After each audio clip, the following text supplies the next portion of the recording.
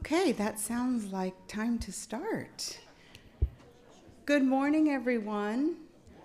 Good morning. Isn't it beautiful weather out there? It feels like fall, and we like that.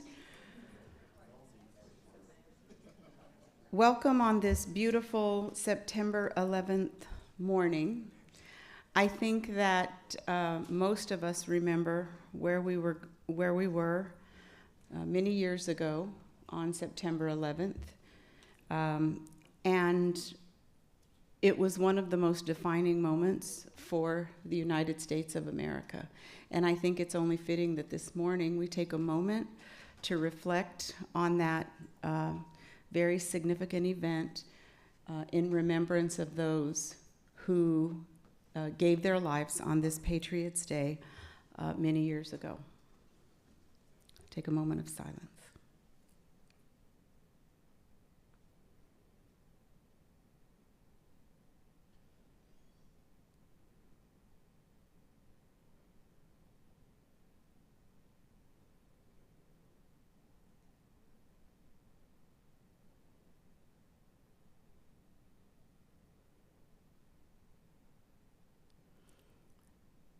Thank you so much. I think reflecting on that time underscores the significance of the work we do in public education and of the work that you do to help us steer in the right direction for our children's future.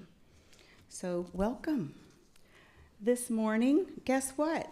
Surprise! I'm your MC, Patty Salzman. If we haven't met, I serve as a deputy superintendent. If you were reflecting in the Always Learning Plan, you saw that we had planned to go through some significant restructuring so that we could better align our staff to academics. And if you know Dr. Sean Bird, he'll be here shortly. He was overseeing HCM and school leadership, and I was overseeing academics and operations, and we all know that makes no sense. So our wise leader, Jaime Aquino, said, why don't we make this make sense? And why don't you help support the operations that is so critical right now so that we can remove those distractions so people can focus on learning. And so part of my new role is not just operations as we generally think about it, but human capital management, technology, but also strategy.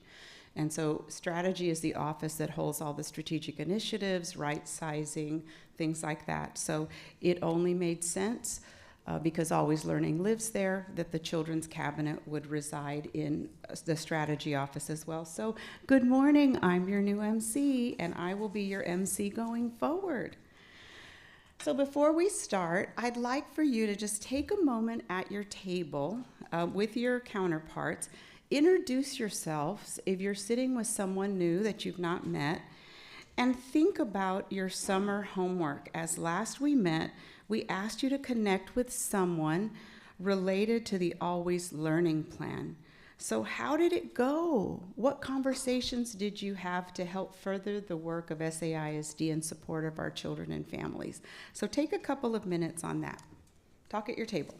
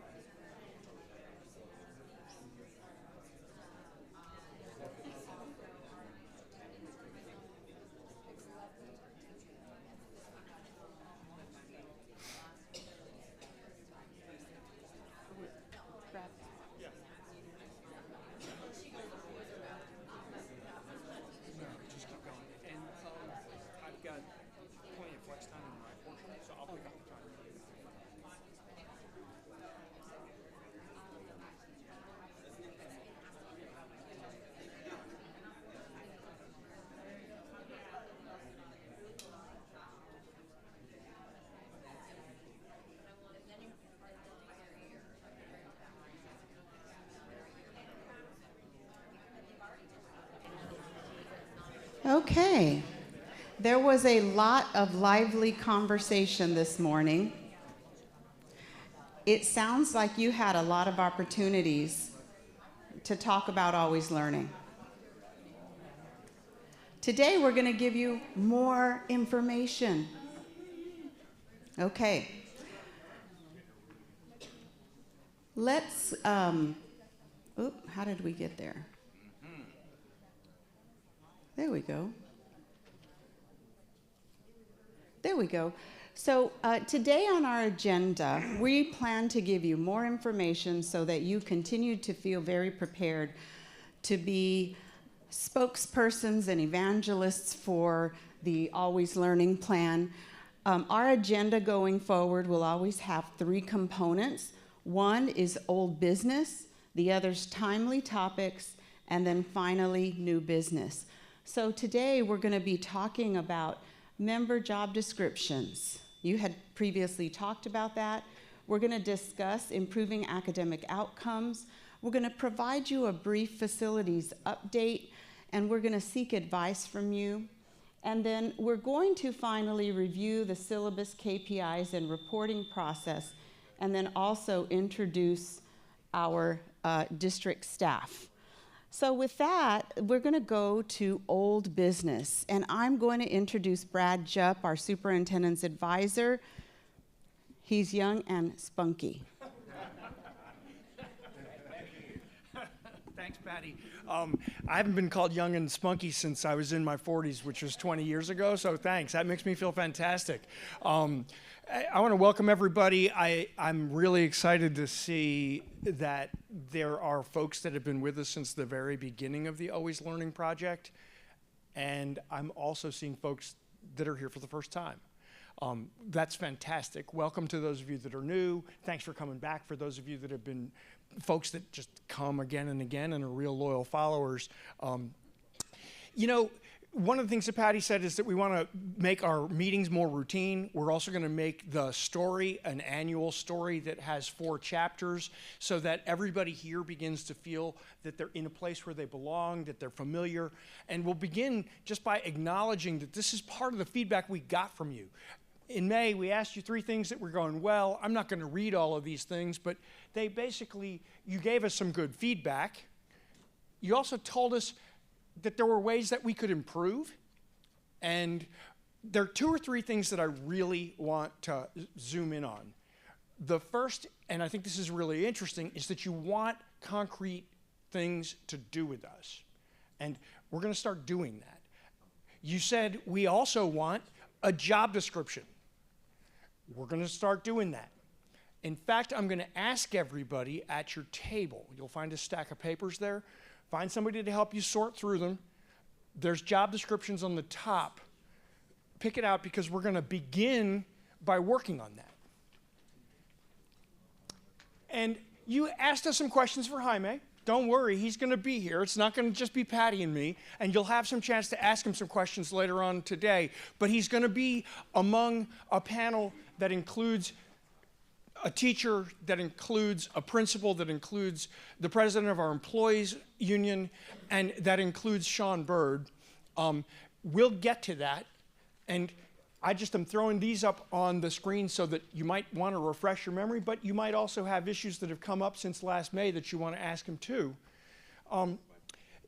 This idea that you guys have a concrete job to do makes a lot of sense.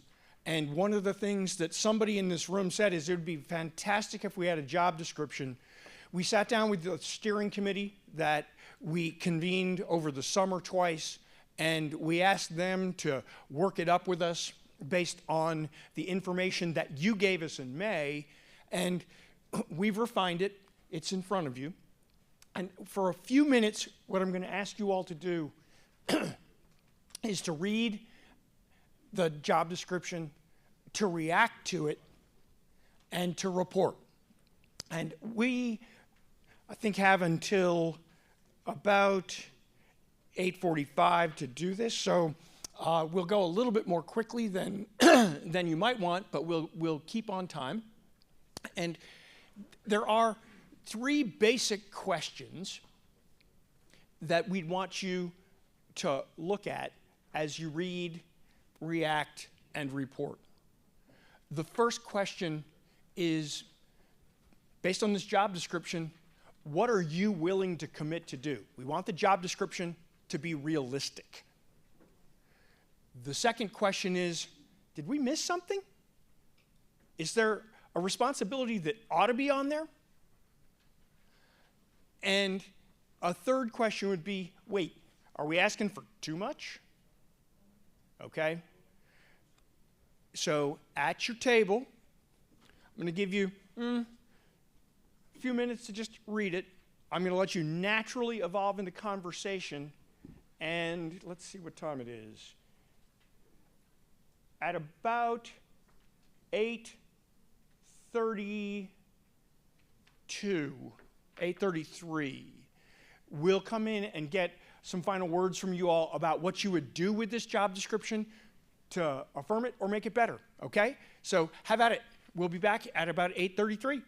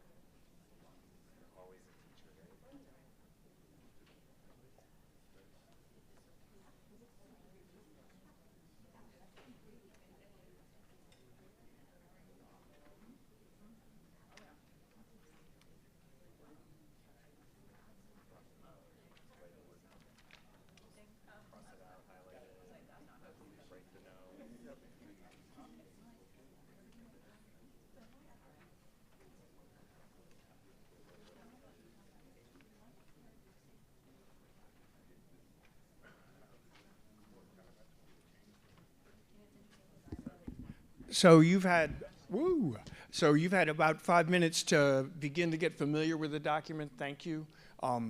What we're going to do is we're going to ask you if you've got some changes that you want to propose to talk about them with your group. We're also going to ask you to line edit the job description and leave it behind, okay? This is a way so that if your voice doesn't get in the room, we're managing time, we can still get your voice in the room because you've written down your thoughts on the job description and left it behind for us. So feel free to make line edits. What would you change, or just jot a question down. In about 3-4 minutes, we'll ask some people to feed out, but you should, or to feed back to us, okay? Thank you.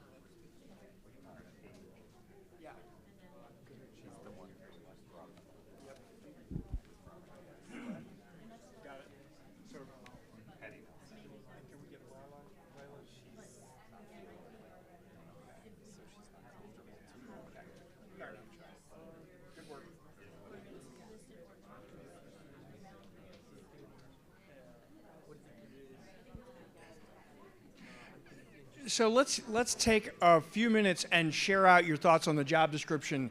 We're going to finalize this with the steering committee after your feedback today. What we're going to do then is to basically make it part of what the expectations for anybody on the committee will be. We'll use it as a recruiting tool. We'll post it on the website. We're going to begin to put it into the DNA of this group, just like the meeting cadence will become part of the DNA of this group. It was a great idea. It came from the floor of this body, and I think we're going to make good use of that idea, not only at this meeting, but as we go forward. You've had a few minutes to read it. Before we leave this topic, I want you to turn it over to somebody at your table to make sure that they all get left behind, right? I don't want them just to be randomly, like find somebody at your table who's going to collect it and turn it over, okay? But with those instructions now, who's got a little feedback for us that they'd like to share with the group? There's some mic runners who will come if you raise your hand.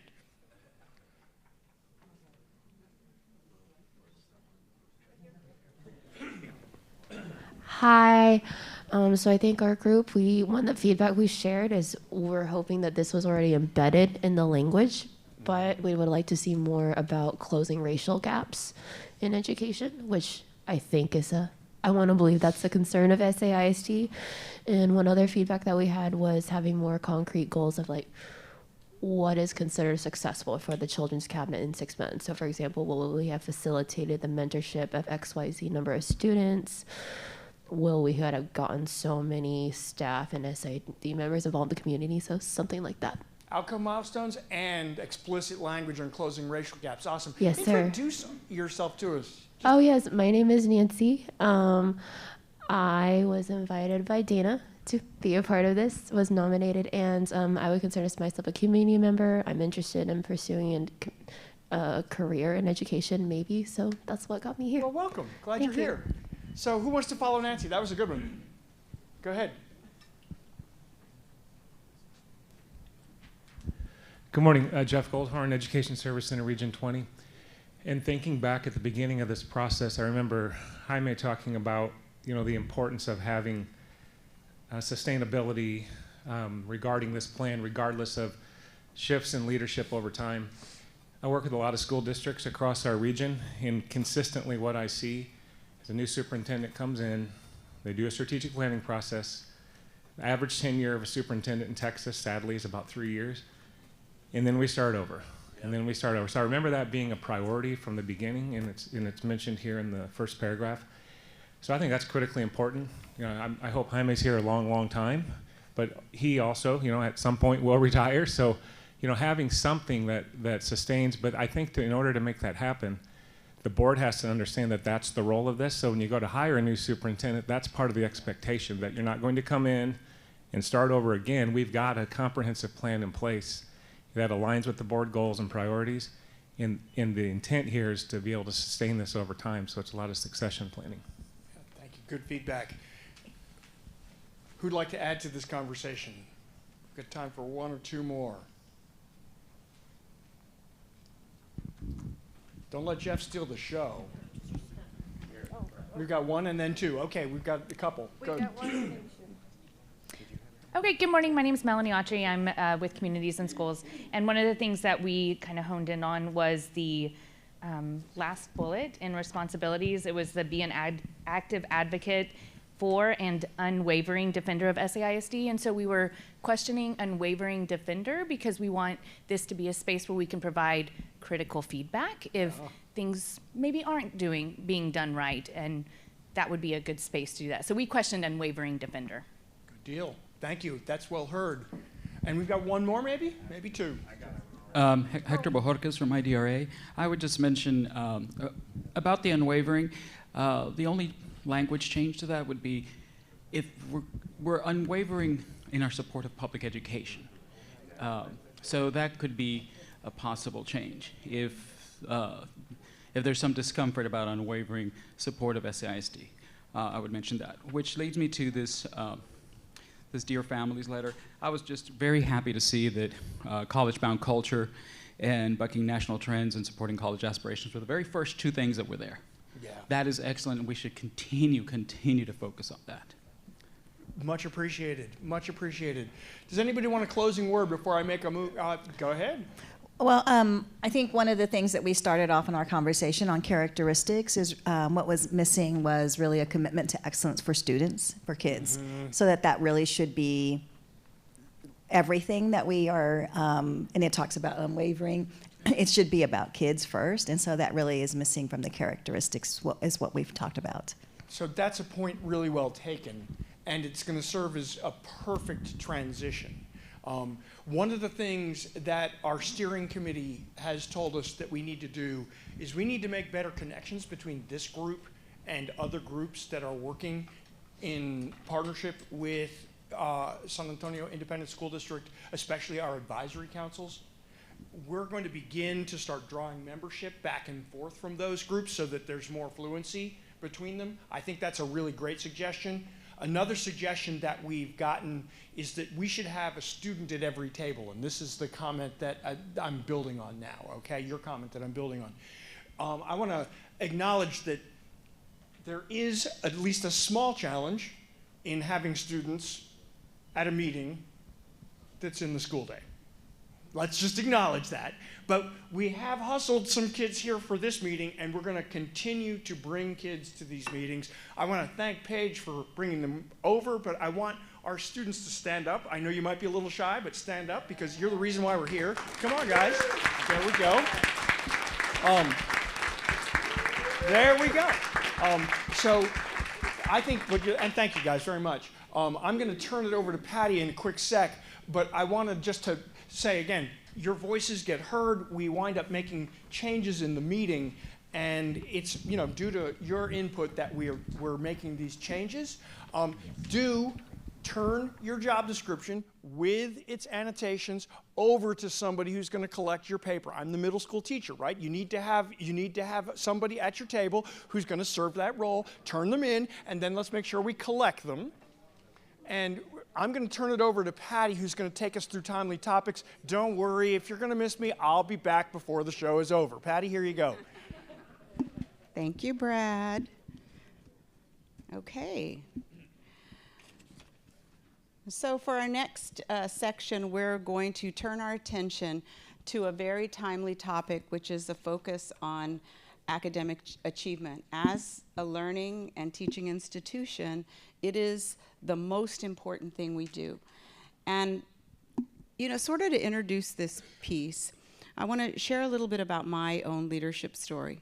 So I went to a school on the south side of San Antonio, and I was in the advanced classes. And then I went off to college, and what I found is that the promise they made to me and the commitment they made to me about educating me was not exactly accurate. I found myself extremely unprepared for college life. And so your work in helping to inform the work that we're doing in SAISD is important so that we can deliver on our promise, so that our children don't go off to college and then say, we were woefully unprepared. We really didn't know what our knowledge and skills are. And so this morning, we're going to take some time to focus on our academic achievement results. So the first thing we're going to do is we're going to give you some time to reflect on those, and then review our response plan, and then we're going to give you an opportunity to ask questions of our leadership.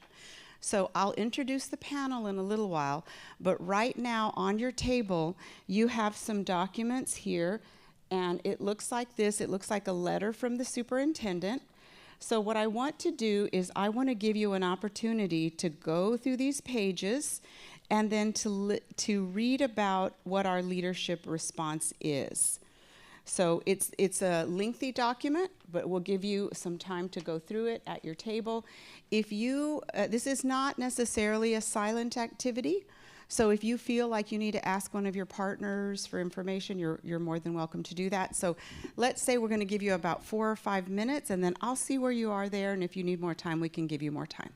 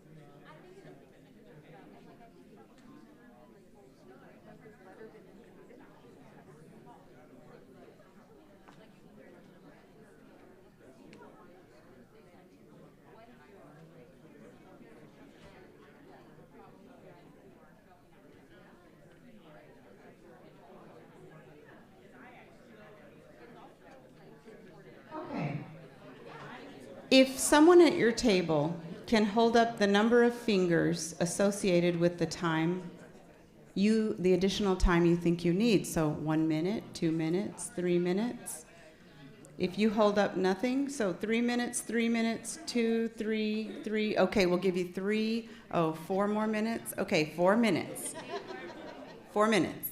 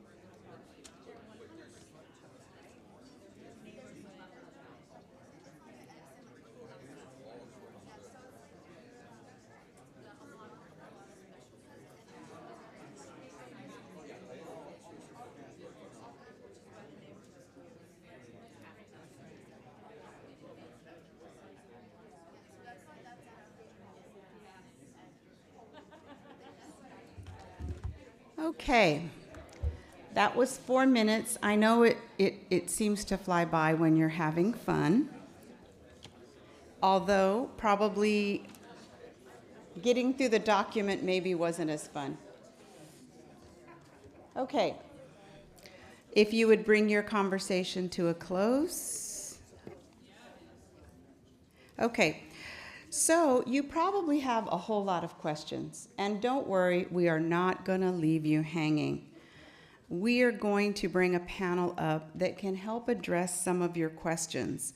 So while I am going to ask the panel members to come forward and take a seat at this table, I want you to be thinking about what questions you have, what advice you might want to share, and how we can utilize the contacts for a children's cabinet to further our goal of improving student achievement. Is there anything missing in the information that we shared? So I'm going to ask right now our panel to come forward, our superintendent, teacher of teachers, Jaime Aquino, our deputy superintendent, Dr. Sean Bird, our president of the San Antonio Alliance of Teacher and Support Personnel. I thought my title was long. Alejandra Lopez. And then Paige Clark, a counselor at Fox Tech High School. Yes. So be formulating your questions. And we have mic runners. Where are you, mic runners? One right here, one over there. I'm going to stand at the podium so that they can have the mic. Before we start, though, I want to ask a question that, remember that inquiring minds want to know? Inquiring minds want to know. Jaime, most districts in the state of Texas, of which there are over about, I don't know, where's Jeff Goldhorn? He could tell us, 1,300, somewhere in there. They did not share their academic achievement results publicly. What were you thinking? No. If you could share, what was going on in your head when you said, this is an important thing for SAISD to do? Well, first, good morning, everyone. Thank you for being here. I'm in awe of the brain power in this room, so thank you for giving your time. Despite what the media would say, I do lead with a spirit of transparency. And I do believe we owe it to our families to know how well or how poorly we are doing. Because if we're going to resolve the issues that impact Angel, one of our students, or Mi Amor, or there another of our students, the district cannot do it alone. We need the collective city and community to help lift achievement results for our students. So when we got the scores sometime in June, we had a public meeting. You can see it in the letter. You can click the links. We can send you the letter electronically, so you can click on the link. I believe it was June 24, that right here, we spent 2.5 hours with the board in a workshop discussing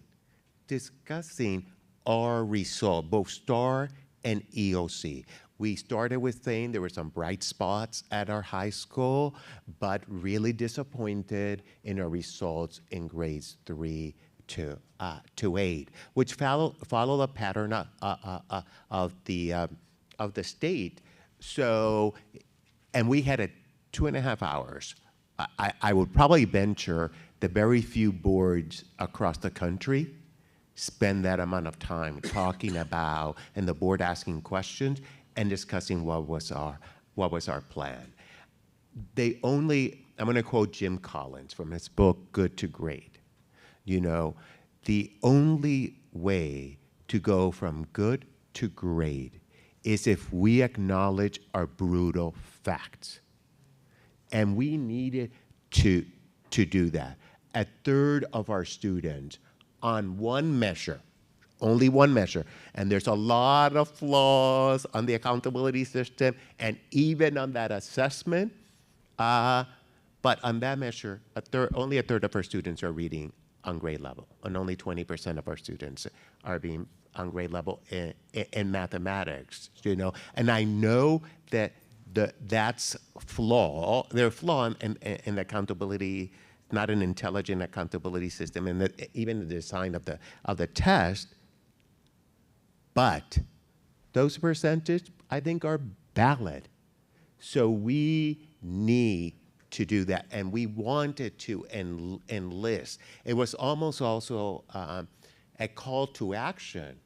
Help us. I mean, I see Chancellor Flores here. I mean, there's great expertise at higher ed. How can we tap on that? I see Jessica Weaver from CIS. We're having a lot of issues. We were just talking on our table on the social emotional needs of our students that are impacting the way they perform academically. So we need those type of support. So I wanted to do, but let me also be clear. We are talking about proficiency levels on the STAR. We did not release our accountability ratings. There was no need to release the accountability rating. Somebody has said, but Jaime, aren't you hiding because you're not releasing the accountability rating? I said, no, June 24, we told, and actually, I began by saying there's a widespread underperformance in our district. It's on the slide. You can see it. So we acknowledge the brutal fact. We also said how disappointed. We celebrated the bright spot. The reason the accountability rating, we said we're going to wait until what happens in court. Do you know, there's a lawsuit, there's going to be a hearing on September 16th, but we did put all our data there. I also want to say, and I've been very public and at that meeting too, this is a systemic issue. Our teachers are working incredibly hard, so are our principal, and probably the most challenging time in public education. So this is not because of lack of skill or lack of will of our staff. It's a systemic issue, and everybody has embraced the result to try to say, how do we get better? But as my letter said that you have there, we also have to go beyond state results. There are many things that a score does not capture. And personally, you know, I don't use the title of superintendent. I said teacher of teachers. And for me, it was a hard pill to swallow, our result. Why? Because here I am, a teacher, and I spend most of my time in schools and in classrooms working alongside our teachers and our principals. I see principals here who can tell you, and Alejandra can tell you, the visibility. And everybody's working really hard. This is a systemic issue. But we owe it to our community to know where they are so parents can make this decision and parents can be seated at the table like our students are in helping us improve the district. All right, thank you, Jaime. Do we have any questions here for the panel? Right here, Noah Lipman. You know, I'll speak up on this because I have a personal issue concerning it. I see at the high school level, I can't speak to any other school, but at the high school level, I see too much of an emphasis, and we talked about it here, on dual credit and CCMR, and not enough emphasis on the advanced placement programs. And specifically this year, I've lost a number of students in the 4 different APs that I'm involved with because they're being taken over to St. Philip's, and therefore because of the P-TECH program or CCMR, they're being told you can't take these advanced placement classes even though you want them. And if we're talking about standards, the one gold standard are the AP classes and the AP exams concerning a global-wide setting of where students are to be academically ready for college. And the dual credit programs, I understand why we do it. We want to advertise to parents about that. But I think the district is putting way too much emphasis on that rather than on the academics of an advanced placement program and programs similar to that, like the IB program. I just think it's pulling kids out of this high school where they can't take the classes they want to take because they're being told you have to do this either for CCMR or for dual credit purposes. Anything. The only thing I'm going to say, the last Noah piece of what you said really bothered me, caused me an anxiety. We have to respect student choices. Students should have, in the concept of the CAST network, the agency. We have to develop student agency. So if a student really doesn't want to do dual credit because they want to do AP, we need to respect that choice. Hopefully, we're not forcing students to do that. But I'm a big proponent. If you want to do dual credit, I mean, there's great advantages of dual credit. Amazing. There's also great advantage of taking advanced placement courses. So I don't think they're mutually exclusive, but I think we need to guide our students to make the right choice that fit their career path or their future after post-secondary. We're very fortunate, that we have a great partnership with the Alamo College, and a lot of our students at Fox Tech, Travis, St. Philip's are able to graduate with a high school. Actually, they get their degree of an associate before they get their high school diploma. So that's really a gift. It's both a gift academically, but it's also a gift financially to our kids. The advanced placement, of course, this is the rigor and thing. So I think it's just, and we'll work with our principal, secondary principal, to say, how do we provide better counseling to our students so that they can select whatever path they so choose to.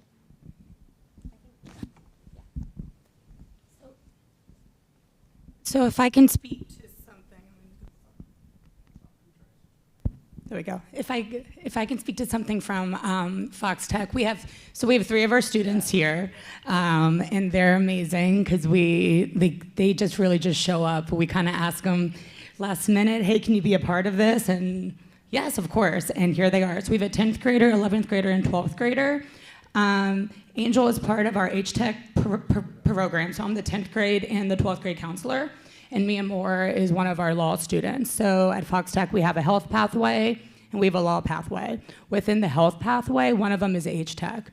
Honestly, I think the dual credit program that we have is amazing. Last year, we had 15 kids that walked the stage.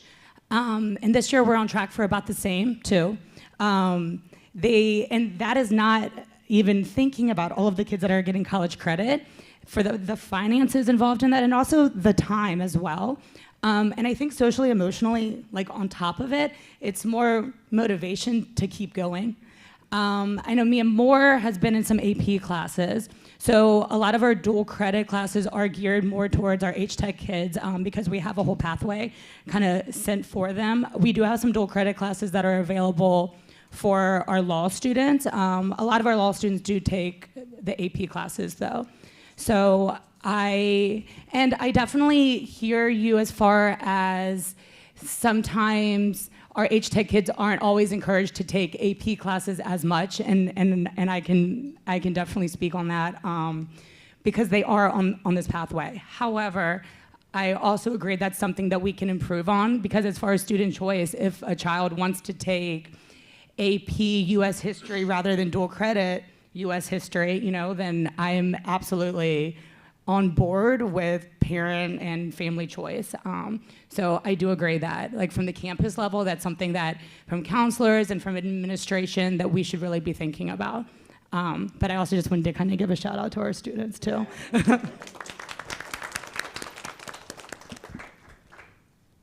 Anyone else have questions? Right over here.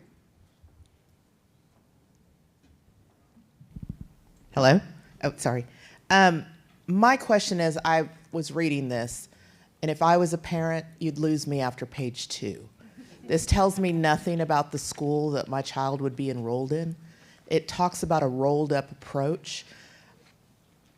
I would ask that you have someone who's not familiar with your lingo and your terminology look at this before you send it out to parents, because whoever wrote this was very indoctrinated in your goals and understanding your vision. And that's not the average parent, that's not the average individual that's receiving this information. There's a lot of acronyms that you use, and you spell them out in here, but then you go back to the acronym. And so I think there's a lot of just basic information that if you tie it back to the campus, it would resonate more with a parent, because they're gonna read this, and if they've got an elementary kid or middle school, you've lost them after the first image, because you're only talking about high schools. You mentioned we need to accelerate growth at the elementary and middle school levels. Well, that's great, but that should really be on this slide where you talk about your red zones and your red, where you didn't measure up as your rolled up results. It shouldn't be mixed in with your results from the high school. And you talk about the increase in points. Well, is that out of 100? That's what I assume. But the average parent isn't going to know that that's a score out of 100. So what does +5, +4 points mean? As far as what this information means to the parent, that's what I'm concerned about. And then campus-specific information, because I only get that. I live by Jefferson High School. I only get that when I go to a special meeting, is where that information is shared. You can't readily find that on your website. And so I think as you want to present information, making it easy to read, short and concise, and more relatable to the audience, as opposed to, I think of this like an executive summary. So those are just my feedbacks. But there's some great information in here, but I think it gets lost by the time you get to page 2.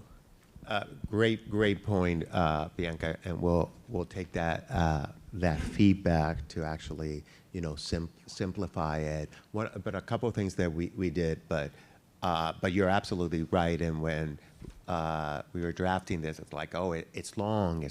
There's a lot of information. Part of this was, and I know we need to be probably a better storyteller. I think is what you're telling us.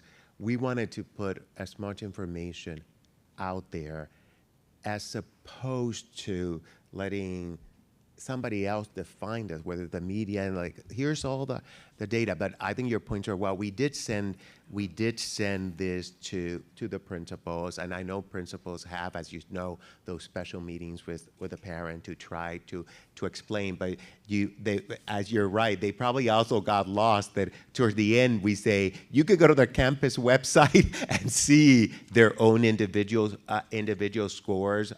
Laura had to step out, my communication person, but we will follow up with her to simplify this, because I think you're right. This is probably more geared to the community at large and not to our families. So thank you for that feedback. Thank you. Yeah, I totally understand the feedback. Hello? Okay. Totally understand the feedback. I think one of the things that we know parents care about very deeply is their own students. And their primary connection is with their teacher. And so I think one of the best things the district has done in collaboration with us is revise the calendar so that now we have a day dedicated to parent-teacher conferences. So while I agree with the feedback here, this is, like Jaime said, meant to give a picture of the whole district, because we deeply do want all of our parents and families and community members to be invested in their own child, in their own school, but also in the district at large. And I think where we get to hone in on on your child is during those parent-teacher conferences, which are going to be coming up before we know it. And that's such a great opportunity for parents to really dig deeper into their child's, academic performance, social, emotional readiness, et cetera. Thank you. We're one of the few districts that has a day in the fall and a day in the spring for teachers just to meet with parents and let them know how their child's doing. Mr. Mims, good morning. Jason Mims, the Mims Institute. This is kind of a follow-up on the letter because I was watching the school board meeting Monday night where you announced that it went out, and the way it sounded like it was going to families and parents, not to the people who are the other taxpayers who paying for public education in SAISD. So that was the first comment. And then what I tried to do was find a parent who had received a letter. Now, I didn't ask a whole bunch of parents, but the ones I did ask, hadn't received a letter or didn't know how to get the letter. So the question I have is there any feedback that the district had received from parents other than the one we just heard from here about the letter? Or have you heard from campuses that say we're getting feedback from families? Thank you. Mr. Mims, no, not yet. The letter went out on Monday evening, and obviously I think I see a couple of principals. I think more of the feedback is going to go directly to the principals when they do visit their campus. If some parents did not receive it, that could probably mean that we don't have their correct contact information. And I see both Michelle and Jackie, who's our Assistant Superintendent for Family and Community Engagement. We work really hard to have our parents re-enroll every year so that we can have the exact and precise contact information, not only for letters, but if an emergency. So when they tell you that, say, have you updated or do you know if your school has the right contact information? But we're going to follow up. I know Dr. Bird has principal meeting, and we're going to see what the information that we're getting. Thank you. We have another question over here.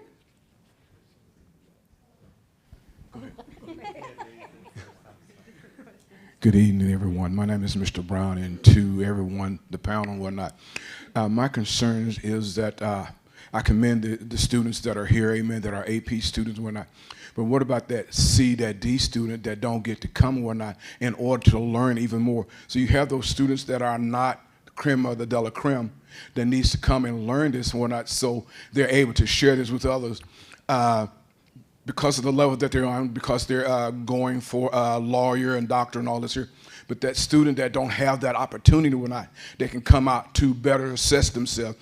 Even with the teachers and whatnot and the counselor and whatnot, I heard she was talking about, the school that she went to, the counselor needs to get more engaged with those ninth graders on through and whatnot to better prepare them for college. Because you have a lot of kids from San Antonio, from the school district, that graduate, that goes off to college, and they're in those Ivy League schools. They're at Texas Tech, Texas University, and whatnot. They're there for about 3 months and whatnot, and they're back home and whatnot because they're not better prepared for what happens on the college campus. So I'm saying this, that the counselor and whatnot that deals with the ninth graders on through the 12th grade and whatnot need to be more engaged with them and preparing them even more for their life there, dealing with that. So number one, as I stated earlier, that C, that D student or whatnot that don't have their AP classes or whatnot, to get them engaged and involved. So bring them out to the child cabinet and whatnot, so they can see that there is help and whatnot, that you're working better for their education so they don't get left behind. Not only that, and I talked earlier about dealing with mental health and stuff of that nature, whatnot, because of that fact that they're not at that level, whatnot, things, the stress that they go through at home because the parent is not there, the father's not there and whatnot, to help them with their education. We're here to educate them to help all our kids in the San Antonio Independent School District area. So there's a whole variety of things that needs to be touched. Thank you. Thank you, Mr. Brown. Our declaration statement states that we will love, nurture, and teach all children like if they are our own. So we actually do not make a distinction as to whether they're an advanced student, an honor student, an AP or dual credit, or a C or a D student.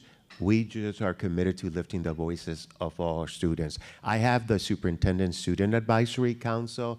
Actually, Miyamoto is her second year on that.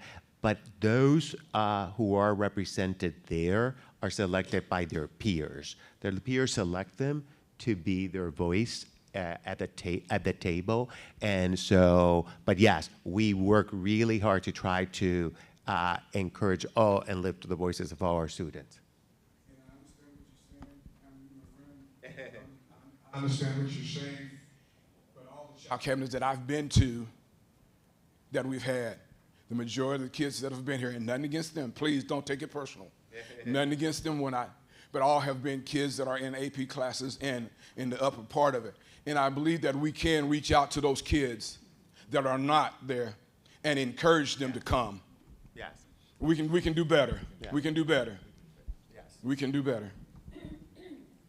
Thank you. Sorry, I'm just trying to get this to go. Yeah, I think it's on.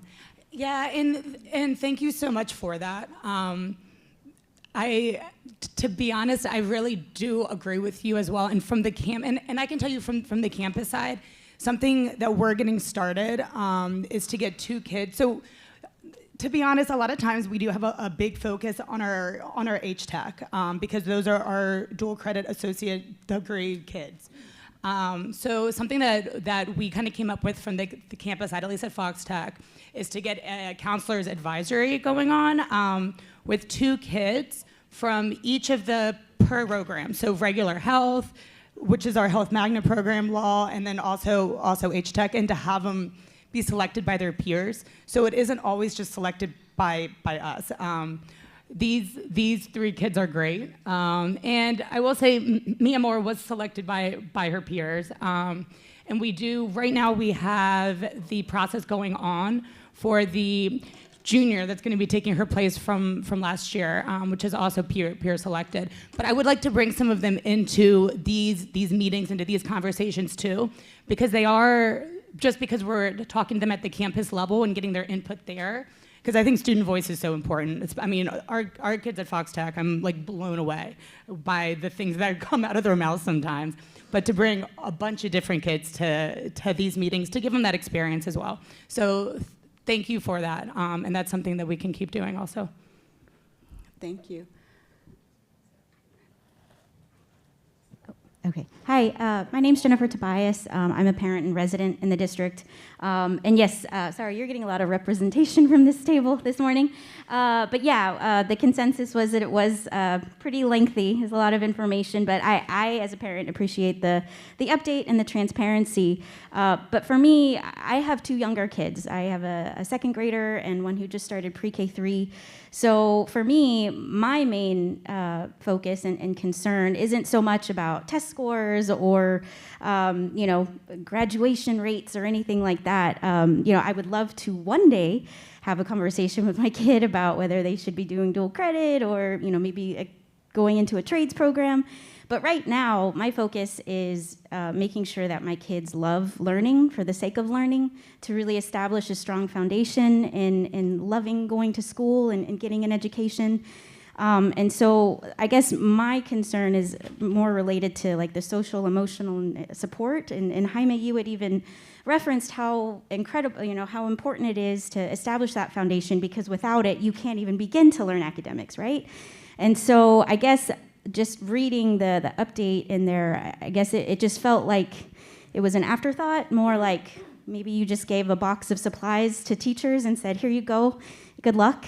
And so I would really like to know how our schools are, modeling inclusive environments, really fostering a love of learning beyond test scores, not just to do well on tests. Right now, I have an autistic child, and I can't even get him to go to school. So before we even think about how he can achieve academically and what he may want to do in the future, I need to get him in the door. I can't get him in the door. And so how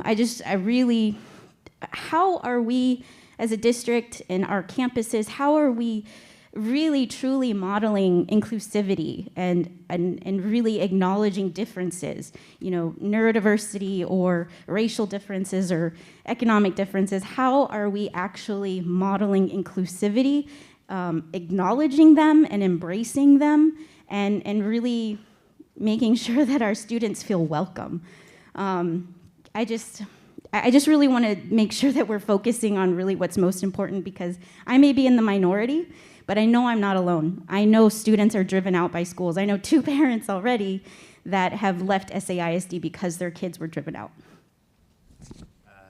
Thank you, Jennifer, for that feedback. Actually, at my table, Jessica had the same feedback. She didn't think it was an afterthought. She didn't say an afterthought, but that's what she meant, meaning like there was only one thing. When we were trying to do that, because remember, all that whole section, which made the letter even more lengthier, was to try under the section beyond state results. We wanted to highlight the incredible things that we're doing. We talk about our welcoming to immigrant families. So we wanted to put a little taste, but this is really, you're absolutely right. It's really important to us. It's so important to us that we have a board goal. If you see board goal number 4 is on social and emotional. And I totally agree. At our table, we were saying, Jessica said that she was having next week, their meeting with the commissioner, and said, what do you want us to say? And I said, when it comes to the accountability system, it seems like our state of Texas only cares about the academic well-being of our students. Could you please pitch to them that we need to care as much as the academic with the social emotional well-being? We don't capture the challenges of social emotional of our student, and we also do not capture the successes. And I'm going to tell you this story. Sorry, I'm going to tell you this story. The last couple of 4 weeks has been rough for me, but it was great that on Thursday I got an email from a teacher, will remain nameless, and the school will remain nameless. She said I could share the story as long as I don't disclose. This teacher's a new teacher in one of our elementary schools. Not a new teacher, a veteran teacher, but new to the district. She moved away from a small town 6 hours away. I don't know, she didn't name the town. And she had it's been rough. This is her first 5 weeks.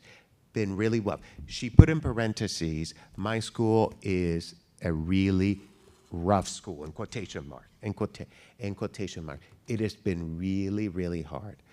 But then she goes to say, acknowledge the principal, the assistant principal, the counselor, the coach, and an instructional specialist for how they have made her feel at home, the support.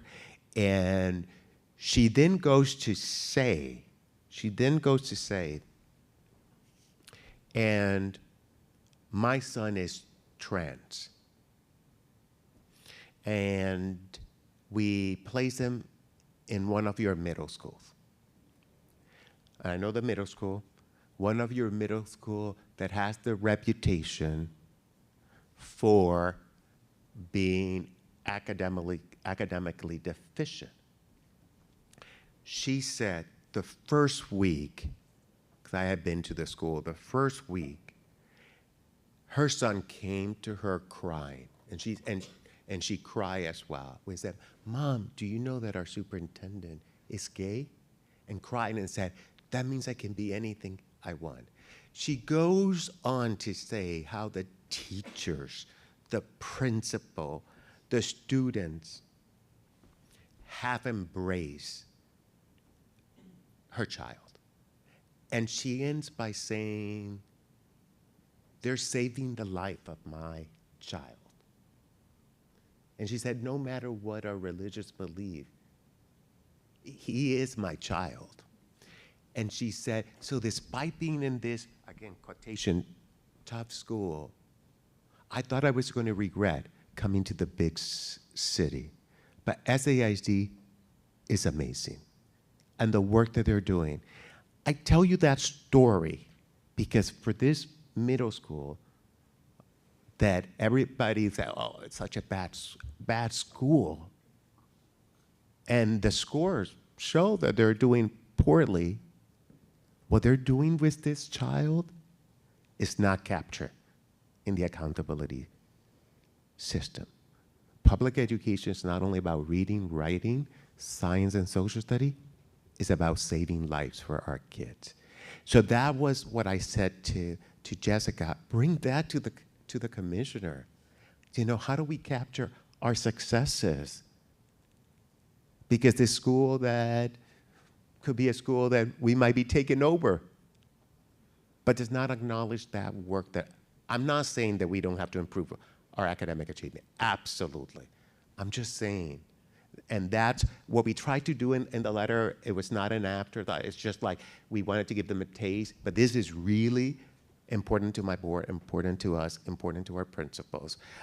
So that's just like what we're just trying to do with it.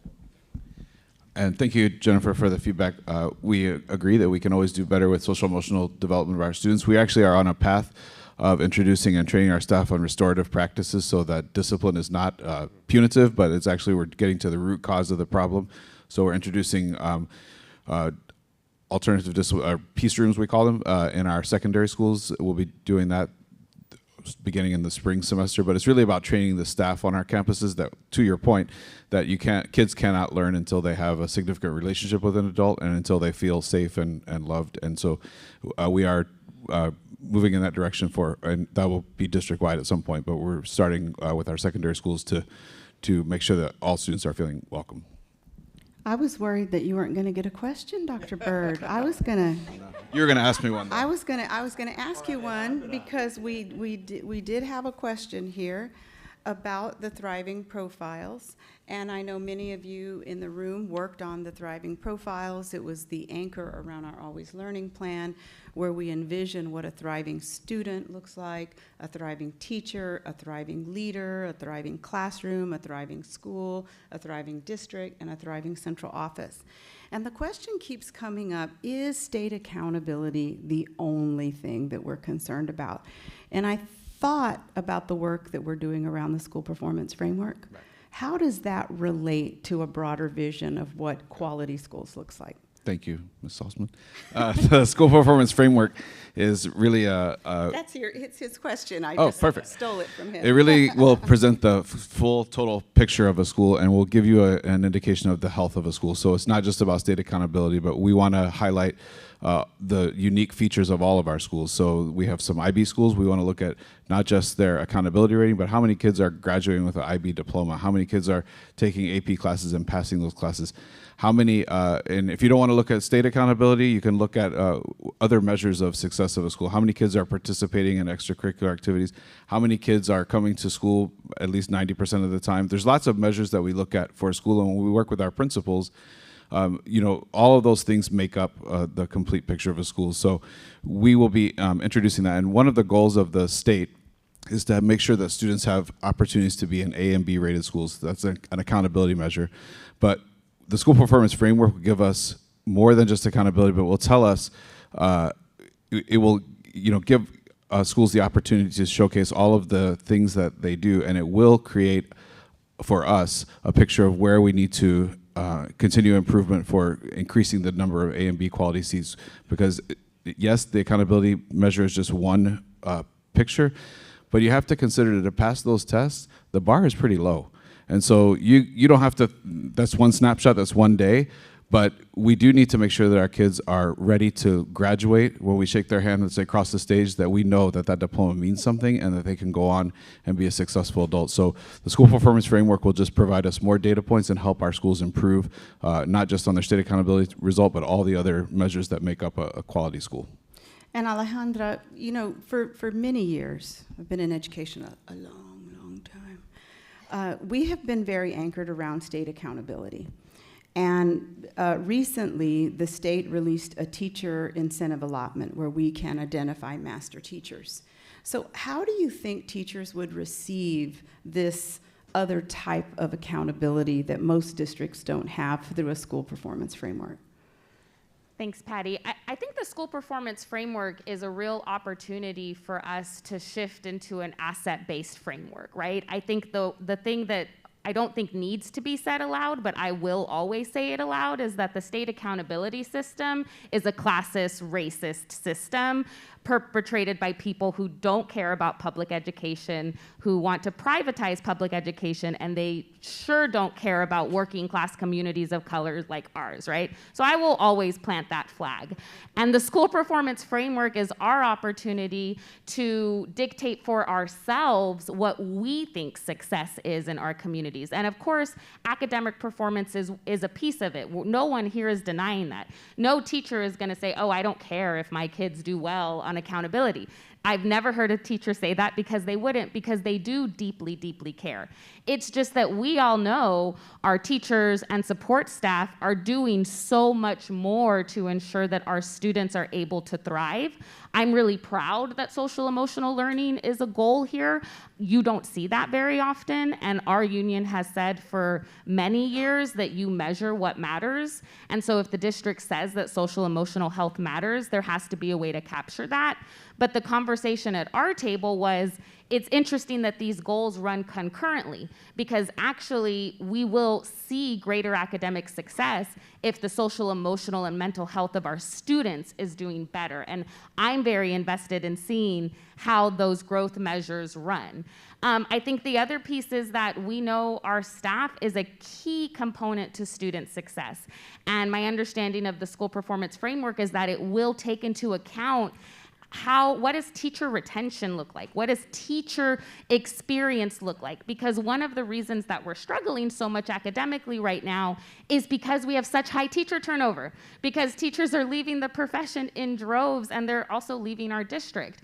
And so our union is very committed to working with the district on teacher retention, and not just teacher retention, because I think something that people don't know is that we're actually we're struggling across the board. Custodians, food service, instructional assistants, principals, who we don't represent, but we still care about.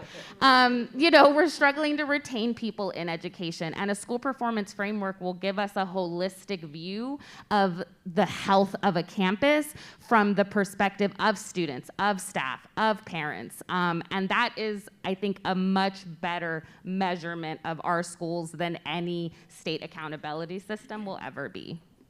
All right, I think our panel is out of time, but don't worry, we'll have more opportunities to delve into academic achievement.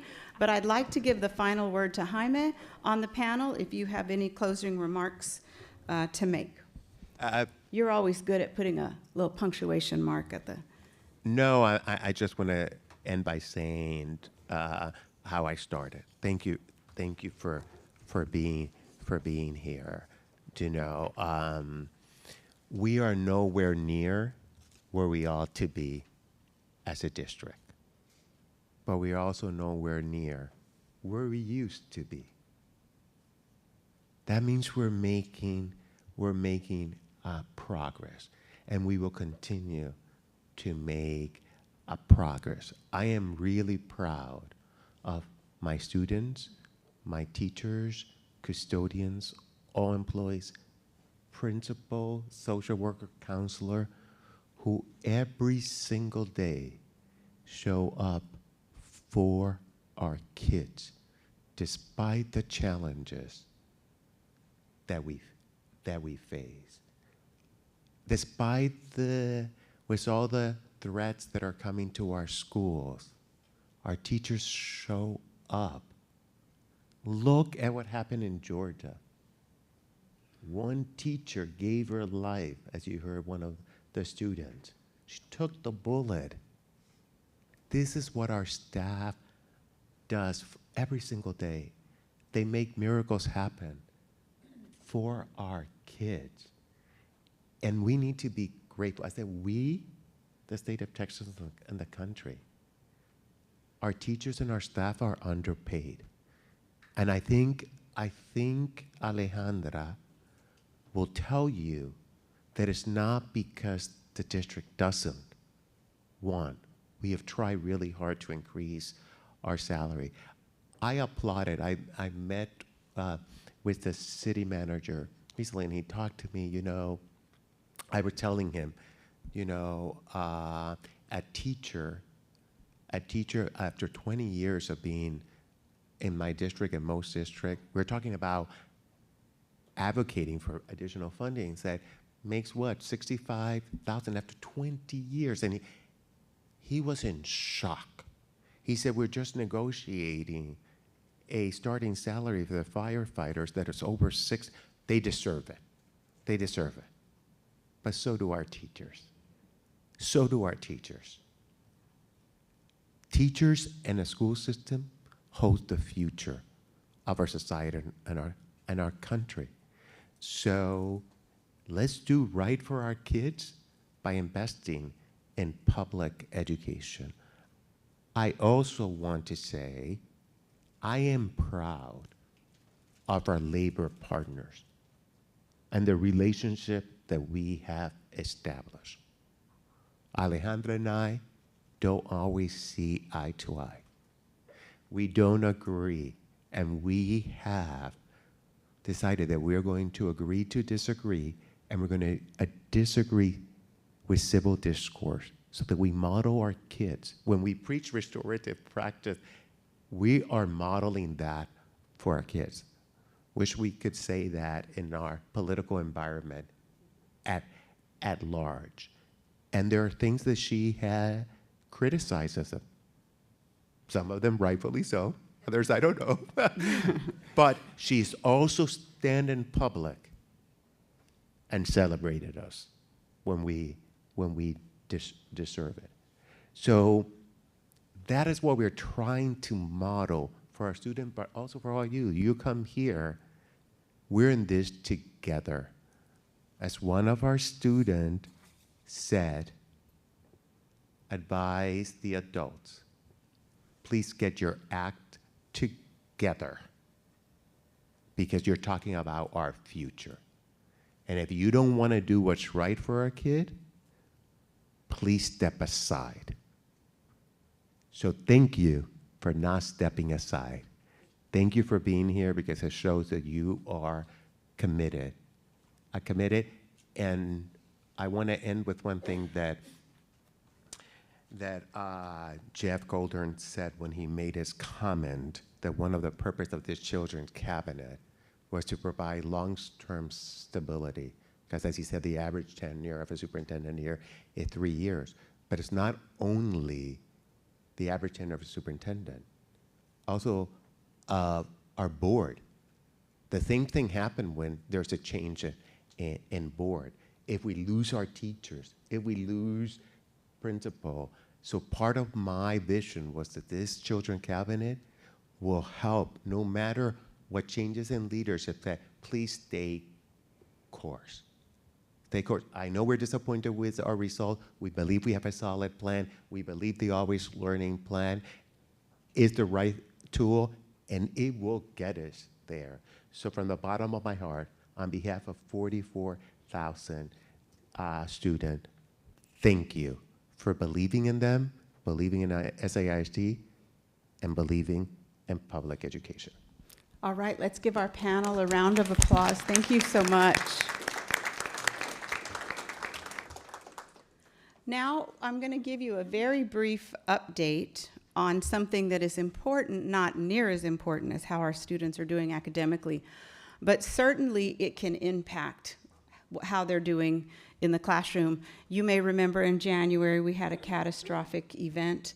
Our boilers went down, and we immediately, at the direction of the board, led by one of our trustees, they stood up an ad hoc committee. And the ad hoc committee did a deep dive into after action and what happened to cause that catastrophic failure. All of that information is codified in a report that you can read. We'll make sure afterwards you get a link directly to the report, and it outlines what they identified as some of the major contributing factors. In that report, you're going to find something that's long and it has lots of numbers in it, and it's called a facility conditioning assessment. And here's what I can tell you. In January of 2024, we couldn't tell you what systems were at what campuses and in what condition they are. Thanks to the incredibly hard work of the operations team, led by Jenny Arredondo back there. She is our interim chief operations officer. We were able to bring our systems online. So here's what we can say today. We are in much, much better shape. In 2019, we had about 40 chillers down at 5:30 the day before school was going to start. This year at 5:30, the day before school was going to start, we had 0 chillers down. We are approaching our halfway point to making sure our boilers are ready for the winter time. So here's what we're going to commit to you. We will, to the maximum extent possible, not make facilities a distraction to the learning that we heard this morning is so important. At an upcoming meeting, we would like to do a deep dive with you into the facility conditioning assessment and to the after action report, because what we would like to do is make sure that you're aware. You know that we've got a lot of buildings right now that are occupied by children. We have others that are going through a facility repurposing process. This process is one that will take at least another year, maybe 2, maybe longer, so that we know what we're going to be doing with the buildings that were vacated as a result of right sizing. Many of you were at the community meetings, and you heard our commitment that we want to make sure that these buildings are used in service of the community. But that is not something that the district can make a decision about on our own. So as a result, we convened a facility repurposing panel, and that panel is composed of very active and involved citizens who are helping us make that decision. If you are on the facility repurposing panel, would you please stand up? I think we see 2, 3 people here, 4 people here. Thank you so much. We want to acknowledge. They spend a lot of time and hours giving us feedback. This diagram outlines where we are. Right now, we are simply in design. We have been going out to the communities, having conversations about this process, assuring them that we are moving forward, but we want to move forward wisely. We do not want to do something with our buildings and get into a long-term contract that later we're going to regret. So with the help of many, many experts and the facility repurposing panel, we intend to enlist the help of an expert in real estate who can help us create the guidance documents that we will need to go out for a request for proposal for what they would like to do with the buildings. We'll take that information, we'll go out to the community, and there'll be a long process of us making sure that we get the community's involvement as we make final decisions about these buildings. As I said, that's a process that will take quite a while.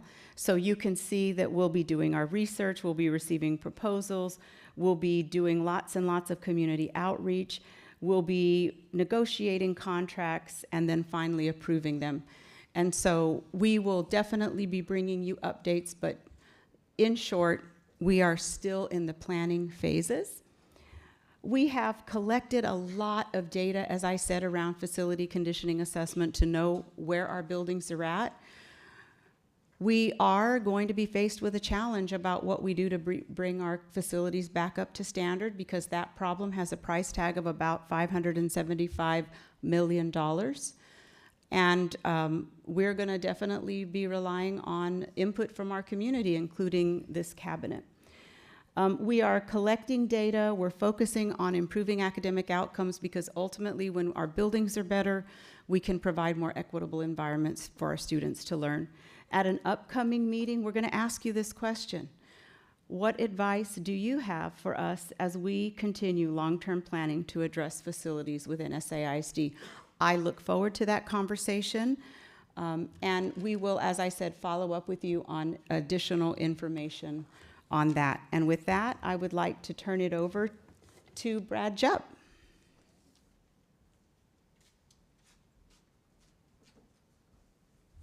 Thanks, Patty. I'm going to take us down the home stretch here. Oh, I get a mic so I get to walk around. I'm going to be so much happier. As we come down the final, I think it's about 7 minutes of the meeting, I'm going to accelerate the pace a little bit more than I would like. But I do want to make sure that we get into an annual routine together, and that we see each of our meetings as a chapter in a book that we finish every year. This cycle starts in September. That's where we are right now. And starting a year from now, what this body is going to do is to put the final touches on an annual report based on progress towards milestones, as somebody in one of the tables suggested, progress towards milestones, not only for this cabinet, but for the district as a whole. Always Learning is going to be the primary text that we rely on to do this work. And in order to do the work, we're going to need to work with Always Learning on a regular basis. So what we've said is each year is going to be 4 quarters. 1 quarter, we deal with one portion of Always Learning. Second quarter, we deal with the third of Always Learning. Third quarter, we deal with the final third, and then we build up to an annual report. This is the basic way that we're going to organize our thinking. Somebody in the room said, not unwavering support. I'm glad to hear that. What we really need is a concept called critical friendship, right? We need to be able to have civil discourse about stuff that we need to get better on. And so the annual report will always focus on commendations, things we need to do again because we did them well, recommendations, things that we could do in addition, and considerations, new ideas, new directions that we should take, okay? I'm giving you this frame because beginning with the next meeting, we're going to pick up with a quarter, and we're going to begin thinking about commendations, recommendations, and considerations.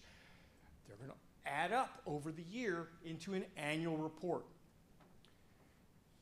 At your table, you'll see a packet of key performance indicators. This is where I'm going to have to cut the corners. You're going to get some time to actually look into them. But what you're going to be doing is you're going to be using the components, there's 12, the components of Always Learning as the basis for your work. And you're going to get to know our staff and our leaders just a little bit better. These key performance indicators are a work in progress. They're something that we as a staff are still fine-tuning. You'll see even the first one, still to be determined. In fact, it was yesterday where we had pretty decent but not conclusive discussion on it. But as you strum through this, you'll see that you're going to become familiar with executive owners and the staff owners of each of these components. So as you get more familiar with component 2, for instance, you're going to be hearing from Sean Bird, and you're going to be hearing from his instructional superintendents who are leading our schools. I'm not going to read the whole thing to you, but that breakdown of your components that's on your table with those key performance indicators, this gives you an idea of where we're going substantively. And what I want to do is to leave you now with a minute left saying, I don't think we have time today for you to give us feedback on the KPIs or to share your thoughts about the process. Instead, what I want to do is to send you bon voyage with a simple understanding that the next time we get together, we're going to be in November, and we're going to be doing a close look into components 1, 2, 3, and 4. This is the portion of our plan that deals with our students and our future. As November turns to February, when we get you back after the winter break, components 7, 8, 9, and 10. I proved that I know my Roman numerals. Awesome. And finally, in April, we'll wrap up with 5, 6, 11, and 12. By then, we will have looked at all of the components, looked at the progress that we've made, gotten feedback, commendations, recommendations, considerations. Then we'll work as a staff with the steering committee over the summer and bring back the annual report to you for your consideration in September of 25, at which point you will present it to the board. And to Jeff's point, this becomes the stability, the ownership that tries to get us out of the cyclical turnover that makes public education the cyclical turnover machine that it should not be. This is our attempt to create stability and certainty in a community that really wants it from its school system. With that, I'm going to say thank you very much. Patty, do you want to take us to say goodbye? Yes, Okay, I just Patty's gonna say goodbye. have just one closing remark. Linus Pauling, who is a Nobel Prize winner, the only Nobel Prize winner in history to win the Nobel Prize twice, said, to get a good idea, you need a lot of ideas. And so I want to thank you for all that you're doing to help us be better at serving our kids. Have a wonderful day.